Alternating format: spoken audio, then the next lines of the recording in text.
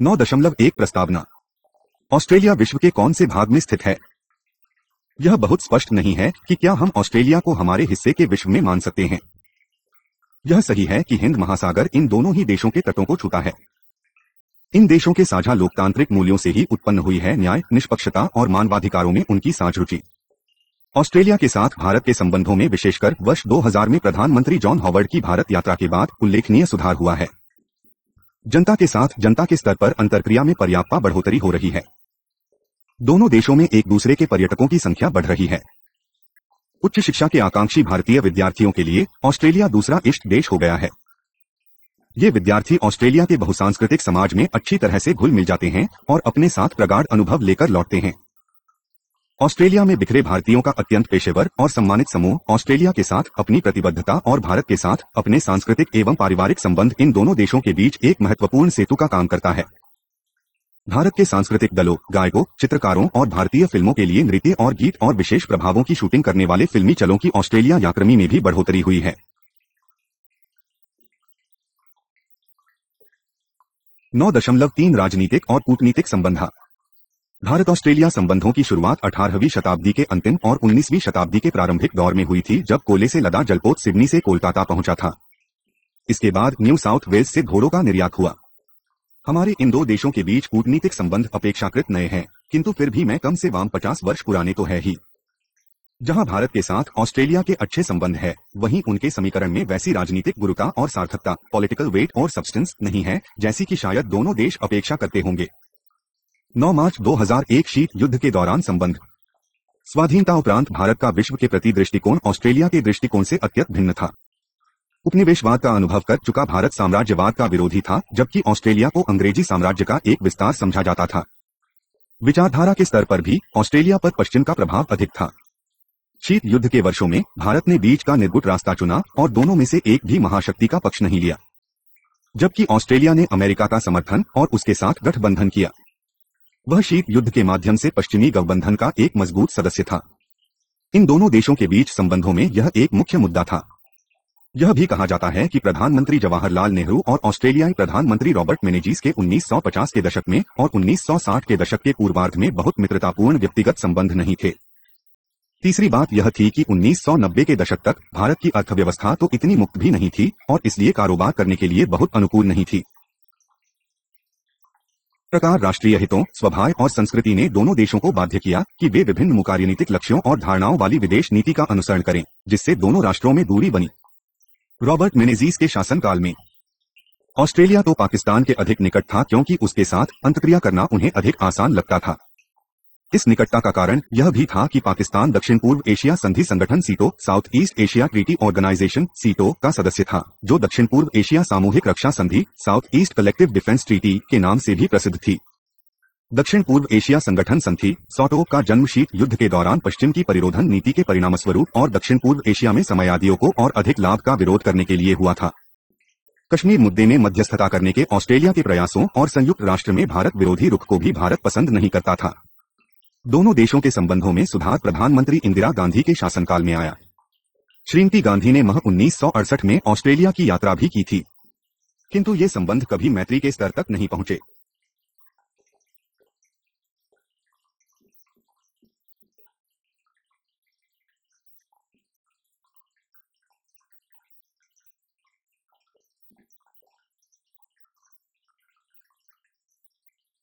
नौ मार्च 2002 शीत युद्ध समाप्ति के पश्चात संबंध। शीत युद्ध की समाप्ति से भारत के साथ ऑस्ट्रेलिया के संबंधों में नई जान आई। भारत सुधार की जरूरत को पहले ही समझ चुका था और उसने 1980 के दशक के अंत में अपनी अर्थव्यवस्था को उदार बनाने के लिए कुछ उपाय किए थे। उसी समय ऑस्ट्रेलिया अपनी नीतियों पर अमेरिकी प्रभाव से थोड़ा दबा हुआ महसूस कर रहा था। ऑस्ट्रेलिया अपनी विदेश नीति और अर्थव्यवस्था के संदर्भ में अपनी सोच में और स्वाधीन होने की जरूरत को महसूस कर रहा था। वह अपने पड़ोसियों के साथ और एशिया प्रशांत क्षेत्र के देशों के साथ बेहतर आर्थिक संबंध बनाने की जरूरत का दबाव भी महसूस कर रहा था।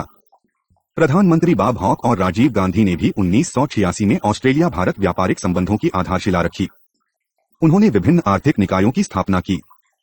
इनमें ऑस्ट्रेलिया भारत व्यापार परिषद, Australia India business council AIBC भी शामिल है, जो आज भी सक्रिय है। दोनों देशों ने एक दूसरे की जो छवि बनाई हुई थी उसे उन्होंने तिरोहित कर दिया और साझा हित के नए क्षेत्रों पर ध्यान केंद्रित करना शुरू किया।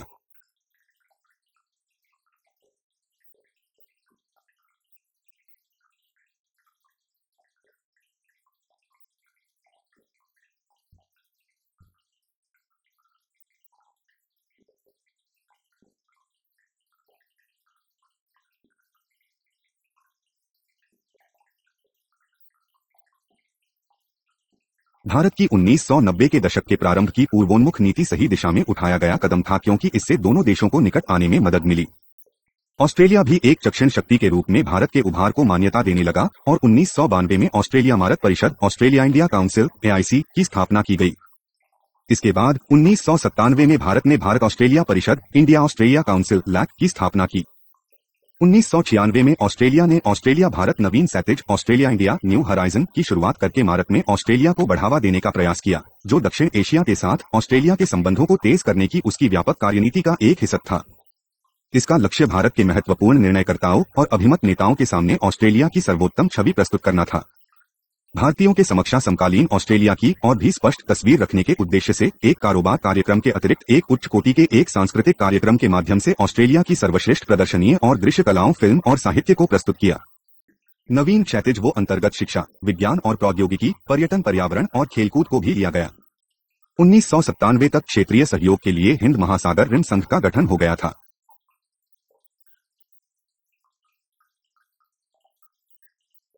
हालांकि वर्ष 1998 में भारत के परमाणु विस्फोटों से इस उमरते नए रिश्ते को काफी झटका लगा। फिर भी जुलाई 2000 में नए ऑस्ट्रेलियाई प्रधानमंत्री जॉन हॉवर्ड की भारत यात्रा से दोनों देशों के संबंधों में एक नए दौर की शुरुआत हुई। उसके बाद वर्ष 2000 में ही और आने वाले वर्षों में भी ऑस्ट्रेलिया को विदेश, व्यापार, आप्रवास, शिक्षा, विज्ञान और प्रशिक्षण, सूचना प्रौद्योगिकी, संचार और कलाओं से संबंधित मंत्रियों ने भारत की यात्राएं की। मार्च 2008 में प्रधानमंत्री जीन हॉवर्ड ने एक बार फिर भारत की यात्रा की। इस दौरान 6 समझौतों पर हस्ताक्षर हुए, जिनमें कस्टम सहयोग पर एक समझौता ज्ञापन मेमोरेंडम ऑफ अंडरस्टैंडिंग, एक व्यापार तथा आर्थिक ढांचा, एक हवाई सेवा समझौता, एक रक्षा सहयोग समझौता ज्ञापन, जैव प्रौद्योगिकी पर एक समझौता ज्ञापन और भारत ऑस्ट्रेलिया कार्यनीतिक अनुसंधान कोष पर एक आशयपत्र लेटर ऑफ इंटेंट शामिल है। हाल ही हॉवर्ड ने भारतीय प्रधानमंत्री के यूरेनियम निर्यात के अनुरोध को ठुकरा दिया, फिर भी उन्होंने भविष्य में नीति परिवर्तन की संभावना से इनकार नहीं किया। इन तमाम यात्राओं से द्विपक्षीय राजनीतिक संबंधों में गति आई है। शीत युद्ध की समाप्ति के बाद विभिन्न देश अपेक्षाकृत अधिक वस्तुनिष्ठ आधार पर संबंध बना रहे हैं और पुराने वैचारिक झगड़ों वाले प्रभावों से मुक्त है। इन देशों को और अधिक व्यावहारिक होना चाहिए। अब शिक्षा, सूचना प्रौद्योगिकी, व्यापार और जवाबी आतंकवादी प्रतिक्रियाओं पर समझौते हुए हैं, जिन्होंने भारत को ऑस्ट्रेलिया का एक अच्छा भागीदार बना दिया है। किंतु ये बैठक केवल कूटनीतिक प्रस्तावों पर विचार करने के लिए ही नहीं होली, बल्कि इसलिए भी होती है क्योंकि ये दोनों देशों के लिए महत्वपूर्ण है। 30 वर्ष पहले की अपेक्षा आज भारत की विदेश नीति ऑस्ट्रेलिया के लिए अधिक सुविधाजनक है। ये संबंध तो महत्वपूर्ण है ही, किंतु सरकारी के लिए वास्तविक राजनीति, रियल पॉलिटिक अथवा अर्थशास्त्र, इकोनॉमिक्स ही महत्वपूर्ण कारक होगा।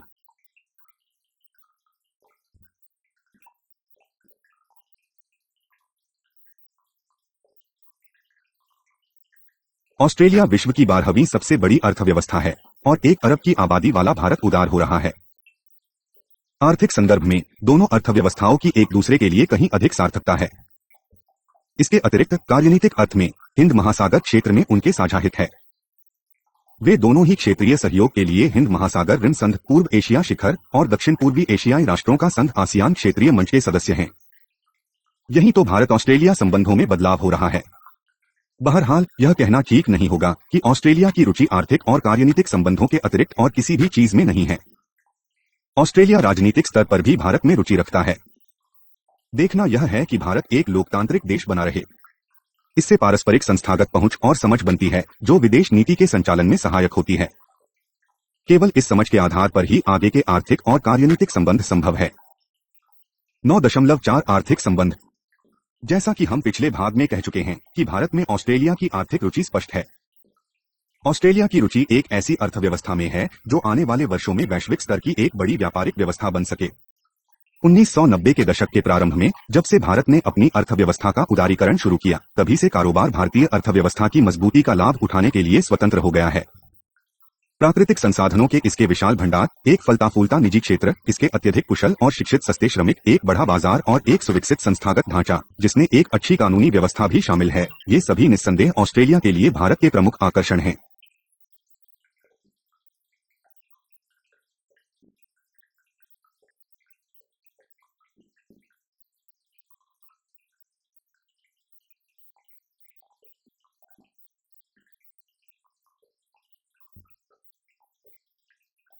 नौ अप्रैल 2001 व्यापार। भारत के साथ ऑस्ट्रेलिया के व्यापार में इन वर्षों में काफी विविधता आई है। भारत के साथ उसका व्यापार 1930 के दशक में शिखर पर पहुंच गया था, फिर वह नीचे आ गया था और भारत की स्वाधीनता के बाद एक बार फिर वह शिखर पर पहुंच गया था। किंतु उसके बाद से भारत के साथ ऑस्ट्रेलिया के व्यापार का महत्व कम हुआ और 1980 के दशक से फिर से बढ़ने लगा है। व्यापार में इन उतार चढ़ावों को आसानी से भारत में औपनिवेशिक शासन के साथ, शीत युद्ध के दौर के साथ, जब व्यापार में गिरावट आई, और शीत युद्ध के बाद के दौर के साथ जोड़ा जा सकता है, जब व्यापार फिर से बढ़ने लगा है। पिछले दशक में व्यापार ऊपर पहुंच गया है। यह वर्ष 1991 से 92 के 104.7 करोड़ ऑस्ट्रेलियाई डॉलर से लगभग 3 गुना बढ़कर वर्ष 2001 से 2002 में 283.3 करोड़ ऑस्ट्रेलियाई डॉलर तक जा पहुंचा।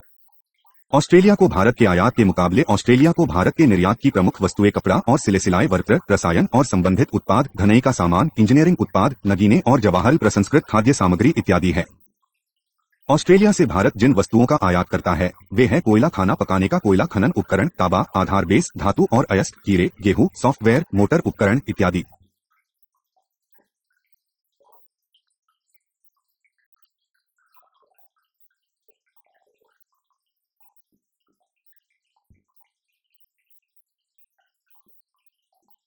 वर्ष 2005 में सामान का बहुतरफा व्यापार कुल 8.2 अरब अरब डॉलर का हुआ और भारत तब इंडोनेशिया को पीछे छोड़ ऑस्ट्रेलिया का 12वां सबसे बड़ा व्यापारिक भागीदार बन गया। वर्ष 2006 में भारत को ऑस्ट्रेलियाई माल का निर्यात 7 अरब डॉलर तक पहुंच गया, जो कुल माल के निर्यात का 5% था। वर्ष 2005 में हमारे छठवें सबसे बड़े माल निर्यात बाजार के रूप में भारत ने इंग्लैंड और ताइवान को पीछे छोड़ दिया है और पिछले 5 वर्षों में हमारे अन्य शीर्ष 30 बाजारों के मुकाबले उसने अधिक तेजी से विकास किया है। व्यापारिक संबंधों पर वस्तुओं के व्यापार का प्रभुत्व है, हालांकि सेवाओं की भूमिका बढ़ रही है। वर्ष 2005 में ऑस्ट्रेलिया ने भारत की 103.2 करोड़ मूल्य की सेवाओं का निर्यात किया। हालांकि यह आंकड़ा ऑस्ट्रेलिया के सेवा निर्यातों का केवल 2.8% है। सूचना एवं संचार प्रौद्योगिकी, information and communication technology, ICT, जैव प्रौद्योगिकी, शिक्षा, पर्यटन, स्वास्थ्य, फिल्म और बीमा जैसे क्षेत्रों में नई संभावनाएं उभरती ही बली जा रही है। वर्ष 2005 में कुल 8.2 करोड़ डॉलर की भारतीय सेवाओं का आयात हुआ।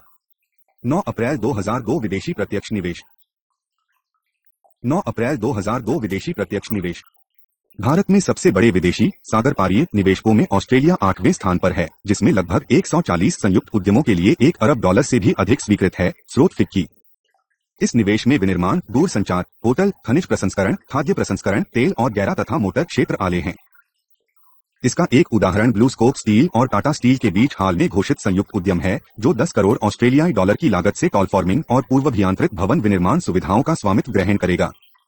भारतीय विदेशी प्रत्यक्ष निवेश के लिए ऑस्ट्रेलिया 9वां सर्वाधिक महत्वपूर्ण स्थान है। स्रोत इन्वेस्ट ऑस्ट्रेलिया। इस निवेश का एक उदाहरण विश्व के सबसे बड़े अमोनिया संयंत्र मूल्य 63 करोड़ डॉलर को बनाने के लिए पश्चिमी ऑस्ट्रेलिया की सरकार और ओसवाल समूह के बीच समझौता हुआ है। इसके बाद क्वींसलैंड, पश्चिमी ऑस्ट्रेलिया और तस्मानिया में ताम्र संसाधनों में बिरला और स्टरलाइट द्वारा किया गया निवेश आता है। भारत की शीर्ष सॉफ्टवेयर फर्मों टाटा कंसल्टेंसी सर्विसेज, टी सत्यम, इन्फोसिस, पेंटासॉफ्ट और HCL का प्रतिनिधित्व ऑस्ट्रेलिया में है और बाजार में उनकी उपस्थिति कम है किंतु बढ़ रही है। 9 अप्रैल 2003 संयुक्त उद्यम। जैसा कि हम पहले ही उल्लेख कर चुके हैं कि भारत में सबसे बड़े विदेशी निवेशकों में ऑस्ट्रेलिया 8वें स्थान पर है। भारत सरकार वर्ष 1991 से अब तक भारत और ऑस्ट्रेलिया के बीच अनेक संयुक्त उद्यमों की मंजूरी दे चुकी है। भारतीय सूचना कंपनियों ऑस्ट्रेलिया में पहुंच चुकी हैं और उनमें से कई ऑस्ट्रेलियाई व्यापार तथा संगठनों को बेहतर सेवा देने के लिए अपने कार्यालय खोल रही हैं। इनमें से कुछ के नाम हैं NII, Tata consultancy services, TS सत्यम, इन्फोसिस, पेटासॉफ्ट, वित्री और H आदि प्रमुख है।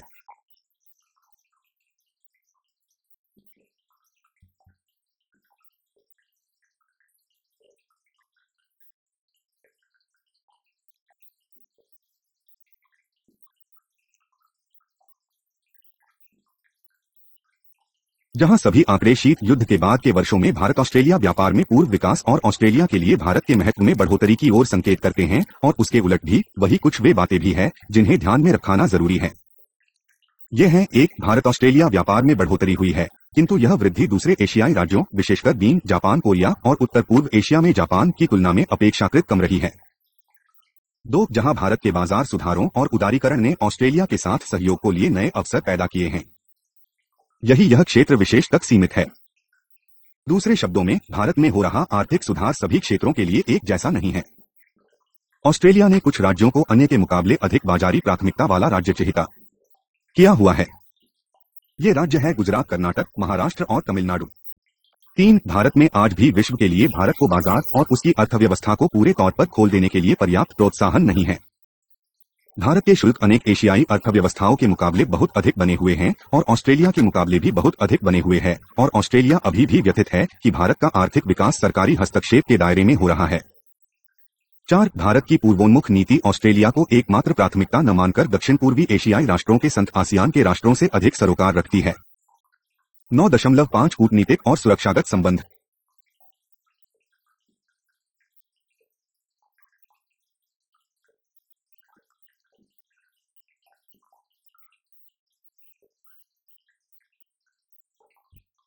नौ दशमलव पांच कूटनीतिक और सुरक्षागत संबंध।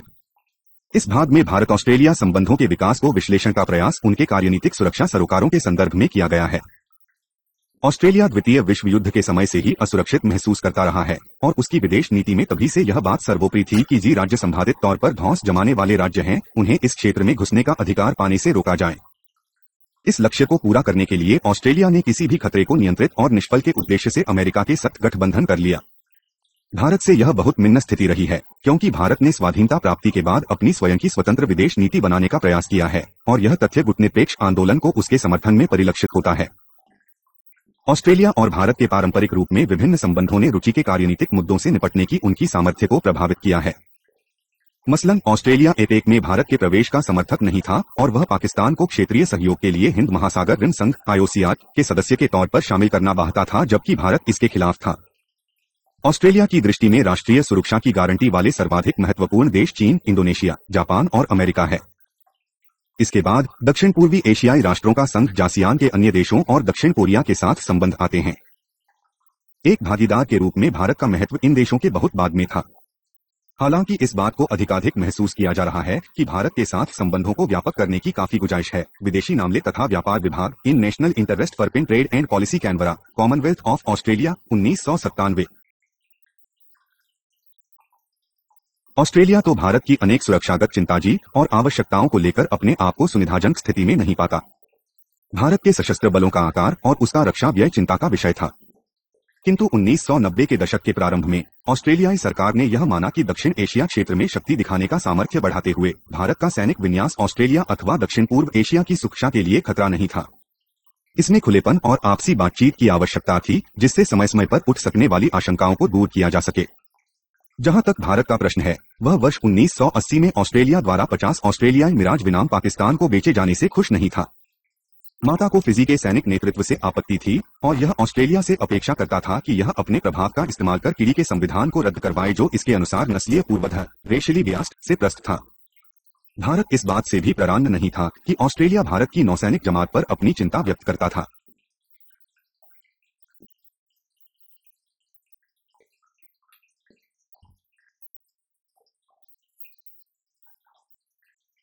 बहरहाल दोनों देशों के आपसी संबंधी को जो बात सबसे अधिक क्षति पहुंचाने वाली थी, वह थी मई 1900 भारत द्वारा पोखरण द्वितीय परमाणु परीक्षणों पर ऑस्ट्रेलिया की प्रतिक्रिया।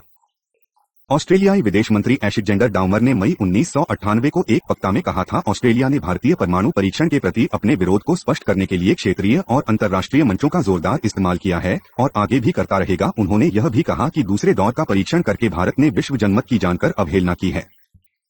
इससे दोनों देशों के बीच परमाणु अप्रसार का विवादास्पद मुद्दा उखड़ा हुआ। ऑस्ट्रेलिया को यह कर था कि परमाणु सीमा लाधाकर भारत उपमहाद्वीप में और अन्य अस्थिर अपने वाली एक नई शुरू कर देगा। जहां जहां भारत और ऑस्ट्रेलिया दोनों ही एक परमाणु हथियार मुक्त विश्व के समर्थक हैं, ही व्यापक परीक्षण प्रतिबंध संधि कॉम्प्रिहेंसिव टेक्स्ट बस ट्रीटी CTBT पर उनमें मतभेद हैं। भारत ने खूब कटकर किसी भी भेदभावपूर्ण और अध्यापक शासन का विरोध किया है। मत घोषित परमाणु ताकतों के अनन्य जलब की मौजूदगी पर भी प्रश्न उठाता है और उसने परमाणु अप्रसार संधि नॉन प्रोलिफरेशन ट्रीटी (NPT) की भी संपुष्टि नहीं की है। इसलिए भारत इन परीक्षणों पर ऑस्ट्रेलिया की प्रतिक्रिया से थकित हुआ था। ऑस्ट्रेलिया ने तुरंत रक्षा सलाहकार को हटाने और रक्षा संबंधी अन्य सहयोग को रद्द करने की घोषणा कर दी और भारत के साथ द्विपक्षीय संबंधों को तुरंत निलंबित कर दिया। उसने गैरमानवीय सहायता और मंत्री तथा वरिष्ठ अधिकारी सार के दौरों को भी तुरंत निलंबित कर दिया। भारत के परमाणु परीक्षण से असहमति प्रकट करने में ऑस्ट्रेलिया सबसे आगे था। ऑस्ट्रेलिया की इस प्रतिक्रिया को अमेरिकी विदेश नीति की प्राथमिकताओं के प्रति समर्थन और एशिया के प्रति संवेदनशीलता का परिचायक बताया गया था।